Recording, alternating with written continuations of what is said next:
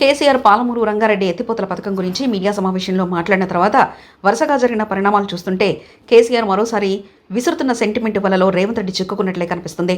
తెలంగాణ ఎన్నికలు మరో 3 ఏళ్లు ముందుగానే జల వివాదాలు ఒక రకంగా అధికార పార్టీని ఉక్కిరి బిక్కిరి చేస్తున్నాయనే చెప్పాలి.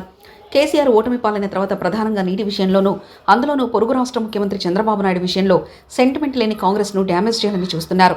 అందులో భాగంగా కేసీఆర్ పాలమూరు రంగారెడ్డి ఎత్తిపోతల పథకాన్ని పూర్తి చేయలేదని ప్రస్తావిస్తూనే ఇరు రాష్ట్రాలకు సంబంధించి కృష్ణానీటి పంపకాల తేనెతుట్టెను కదిపారు. రేవంత్ రెడ్డి కేసీఆర్ వేసిన ట్రాప్లో చిక్కుకున్నారు. కేసీఆర్ తాము పాలమూరు రంగారెడ్డి ఎత్తిపోతల పథకంపై మహబూబ్నగర్, రంగారెడ్డి, నల్గొండల్లో భారీ బహిరంగ సభలను ఏర్పాటు చేస్తామని ప్రకటించారు. అందుకు ముందుగానే శాసనసభ సమావేశాలు పెట్టి జల వివాదాలపై సుదీర్ఘంగా చర్చించారు. అయితే ఇక్కడ తాను చెప్పినందుకే చంద్రబాబు రాయలసీమ ఎత్తిపోతల పథకాన్ని నిలిపివేశారని వ్యాఖ్యానించడంతో అటు ఏపీలోనూ నీటి యుద్ధం మొదలైంది. అయితే చంద్రబాబు, రేవంత్ రెడ్డికి మధ్య ఉన్న స్నేహాన్ని మాజీ ముఖ్యమంత్రి జగన్ కూడా బయటపెట్టారు. ఇద్దరి మధ్య రహస్య ఒప్పందం ఏంటని ఆయన ప్రశ్నించారు.